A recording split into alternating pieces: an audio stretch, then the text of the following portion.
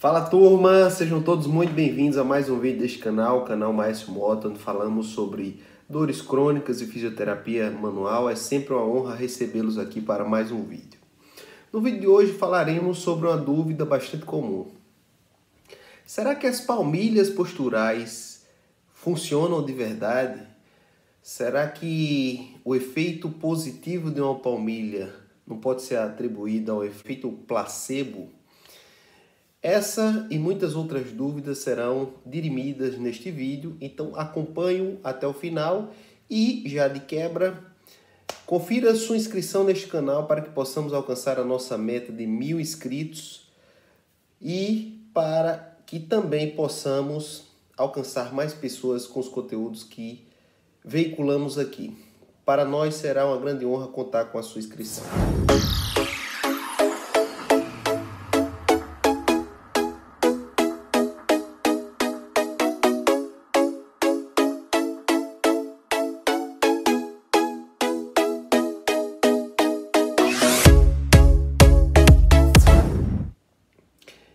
Falando diretamente sobre o tema deste vídeo, será que as palmilhas posturais elas funcionam de verdade ou se o seu efeito benéfico pode ser atribuído a um efeito do tipo placebo?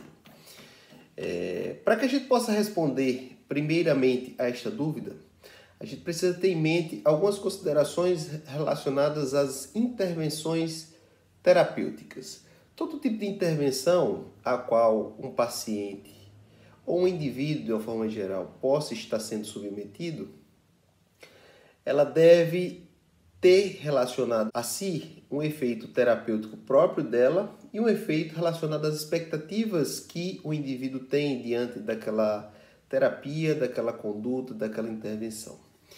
Então, de fato, o efeito placebo ele pode acompanhar, de certa maneira, resultados positivos atribuídos a uma determinada medicação, a um determinado tratamento, a uma determinada conduta terapêutica, à semelhança do que é, por exemplo, o uso de uma palmilha postural.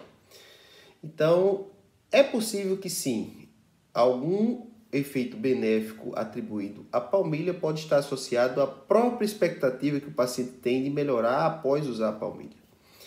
Mas é importante também falarmos de uma outra informação bastante importante, que é a de que nenhum tipo de tratamento é 100% eficaz para um determinado desfecho. Então, por mais que exista evidência científica suficiente que apoie o uso de um tratamento para melhorar uma determinada condição, como por exemplo dor ou função, a gente deve levar em consideração que este mesmo tratamento pode falhar para algum indivíduo específico. Então, por isto, nós utilizamos na nossa prática clínica para tirar tanto a dúvida do placebo, como também a dúvida relacionada a essa questão de que os tratamentos não são 100% eficazes, a gente precisa submeter as nossas condutas a testes. E isso é a base de uma abordagem baseada no raciocínio clínico. Então, o raciocínio clínico nada mais faz do que submeter o indivíduo em um ambiente clínico a determinadas intervenções mínimas que possa levar a crer que aquele tratamento ou aquela conduta ela pode ajudar de fato aquele indivíduo.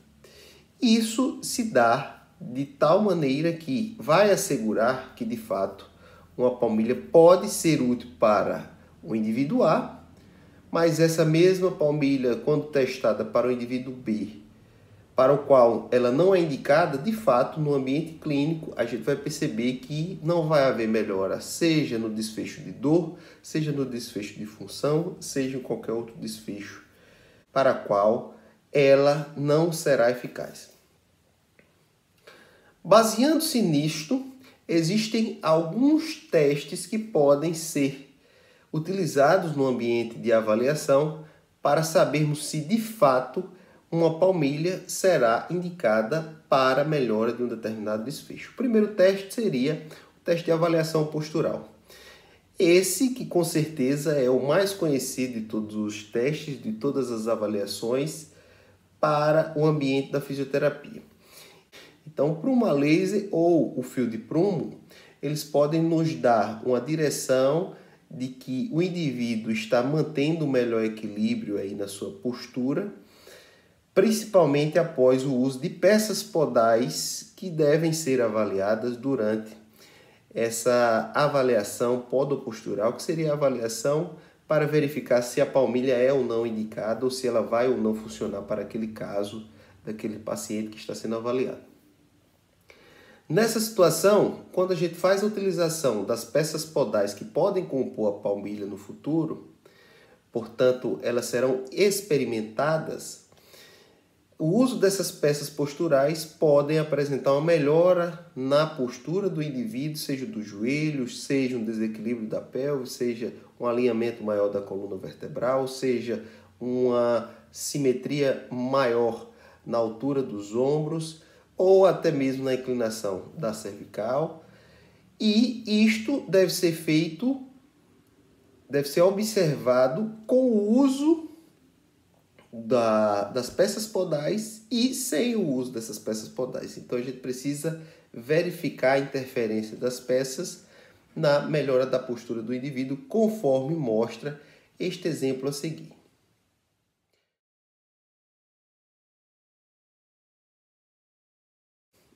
Outro item que pode ser avaliado no ambiente clínico seria a da própria dor, que deve ser observada e relatada pelo paciente com e sem o uso das peças podais.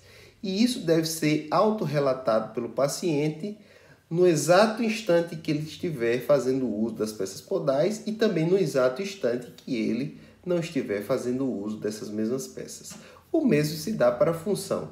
Então, se a gente quer saber se uma peça podal e a palmilha correspondente ao uso dessa peça podal pode melhorar uma determinada função do indivíduo, como melhorar a amplitude do agachamento, melhorar a capacidade que o indivíduo tem de fazer flexão da coluna lombar ou ainda qualquer outra função específica, a gente vai submeter o indivíduo ao uso dessa peça podal e no exato instante que ele estiver utilizando, a gente vai solicitar que ele realize aquele movimento, que ele desempenhe aquela função que desejamos avaliar, se há ou não interferência dessa peça barra palmilha para este indivíduo a ser avaliado.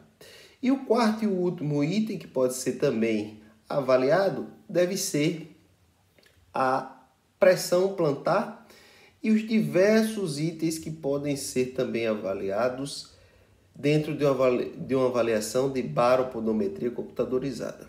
A baropodometria ela pode ser feita também com e sem palmilha e também pode ser feita ao longo do tempo, com e sem palmilha. Então, para que a gente possa testar, para verificar essa eficácia ou se essa palmilha é de fato indicada para aquele paciente, a gente precisa ver como se comportam as pressões plantares sem as peças podais no ato da avaliação e verificar essas mesmas pressões plantares após o uso dessas peças podais, ou durante o uso dessas peças podais, melhor dizendo.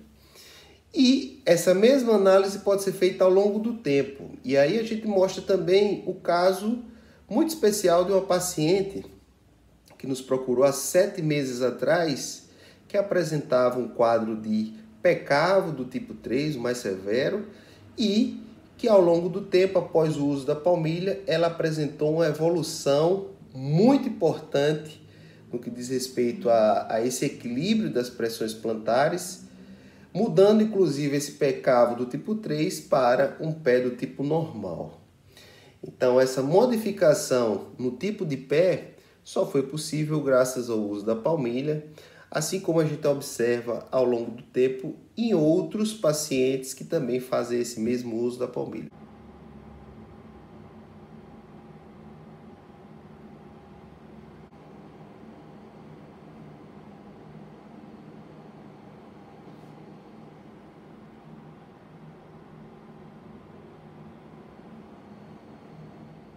Após ter usado a palmilha por 7 meses, nós podemos perceber que a distribuição da pressão plantar dessa paciente, sobretudo no pé esquerdo, apresentou uma mudança significativa, inclusive com a presença do apoio do médio pé.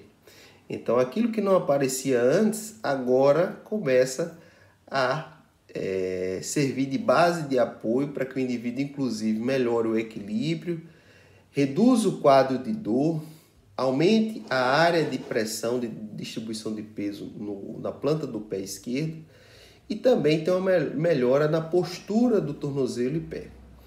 Então, essa paciente antes apresentava uma insuficiência tibial posterior com tendinopatia do tibial posterior e fibulares à esquerda, e depois ela já não apresenta mais dores e a gente já percebe que o calcâneo e também o tornozelo já apresentam aí uma melhora na sua postura, um alinhamento muito maior, além de que as dores já não são tão incômodas quanto no primeiro momento.